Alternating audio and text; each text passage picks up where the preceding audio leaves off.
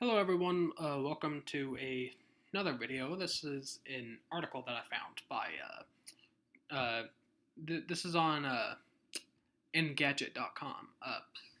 I'm just going to read the article and just give my overall thoughts on it, mainly because I've looked through the article, just, glanced at it, and I already don't agree with it.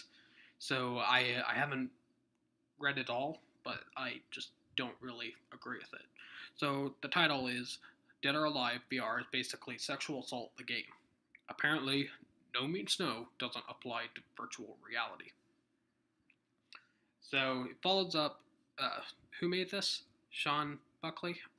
Okay. In uh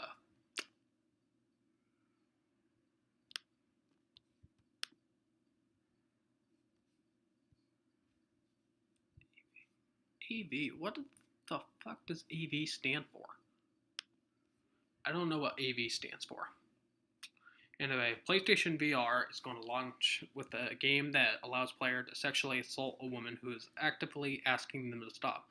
Yes, it's exactly as gross as it sounds, and of course, the game is Dead or Alive Xtreme3. The game's virtual reality update is slated to launch on the same day as PlayStation VR, and features a handful of experiences designed to let the player oogle a female body. The video from Gamer in JP, I don't know what the fuck that is. Shows that one of these games mode features active harassment, allowing the player to continually touch a woman who is verbally protesting. Uh, Watching a grown man group of bikini model in virtual reality is awkward enough in its own right, and frankly, I'm not gonna lie, it is kind of awkward with the whole virtual reality thing. Just like what you see, and then everyone else is just looking at you, and you just look like an idiot. Anyway, as but listening to the video's dialogue makes it worse. As the player pokes and prods Kazumi's body with PlayStation 4's motion controller, she tells him, "I don't like it," and uses a word that directly translates to bad, which is often used to flatly deny permission. The player persists, and the character naturally recoils. We did too. It's blatant sexist and aggressive experience. Followed with, "We've come to expect over-the-top sexist gameplay from Dead or Alive's beach volleyball spin-offs, but denial of consent being part of Extremes 3's VR gameplay takes the series to a new low. For the target market, this may well be part of the fantasy, but seeing that Power Fantasy played out on the console cycle's biggest hardware platform is pretty disturbing. The developers know it too. Koei Tecmo, however you pronounce that, long ago decided Dead or Alive Xtreme3 might be too sexist for the US market. Well, they're not wrong. Now, I have issues with this whole article, and I just read it all. First off, apparently, this article should be called "Dead or Alive VR is sexist," and then the underlying thing that says apparently Sean Buckley can't tell the difference between reality and virtual reality. That's what I think this is.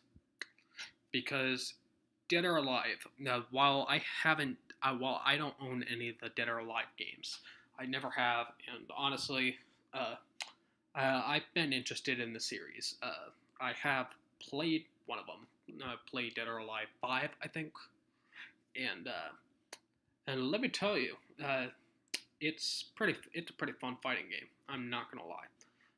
And the thing with Dead or Alive is it's shamelessly about sex sells.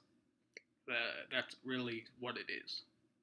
Sex sells, and and really that is a whole marketing thing that I know works because I do follow some of the business stuff and how business operates. And one thing that I have been noticing is that when you put, a female body there in your main, in, just a general way, just female body just looking fine as fuck. The game sells pretty well, or anything sells pretty well if you do that. And frankly, it's just because of the simple concept that sex sells, and that's what Dead or Alive does. Now, you gotta understand that PlayStation VR is it's designed to just it's designed to show off just what you can do with a VR. It's not meant to be real. It's just saying, okay, here's what you can, here's what things that the VR system can, that you can even do on the thing when it comes to another human person and interacting with an NPC.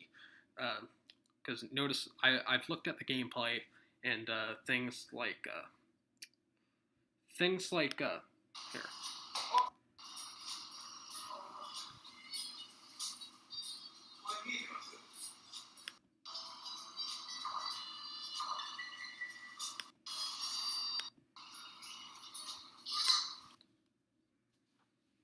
So anyway, I've looked at the gameplay and I've found that it's just showing what what kind of interactions you can do with the NPC, and that's what I think that Dead or Alive VR is.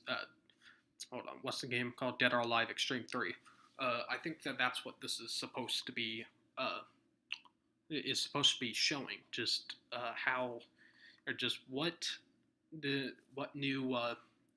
potential is you could do for interacting with NPCs, which is, and the thing is, even if you consider this active harassment, I still don't see how it could be, because I'm trying to think of the word for it. What's the word I'm looking for? It's fake. Fake. Dead or Alive is not, the whole Dead or Alive universe is not real. And that's something that a lot of people that really just call video games sexist or racist or something like that, they don't understand. They're not real life. And that's something that won't get through their thick skulls. It's not real. And that's, if anything needs to change, it's that. People who can't understand that infamous universe from Infamous Second Son or Infamous 1 and 2, that's not real. People don't go around with superpowers. What else? Devil May Cry. Dante does not actually exist. Sparta never existed. Why do people just not understand this? It's a simple concept. And that's all this game is. It's a simple concept, just trying to show the player what kind of interactions that you can do with the NPCs. And the reason why Kasumi, that's the person in the video, the reason why Kasumi does say no all the time, or I don't like it, or something like that, is because they have to have some, reaction about it. They're using it to show a reaction. Because call me crazy if this doesn't actually happen in real life, but I think that if I walked up to any girl on the street and took my hand and squeezed their breast, I think they would react at least in some way. And that's what this thing is trying to show. So I don't understand your problem with this. It's just showing what new things we can do. That's all. Anyway, that's all for this time. See you guys next time.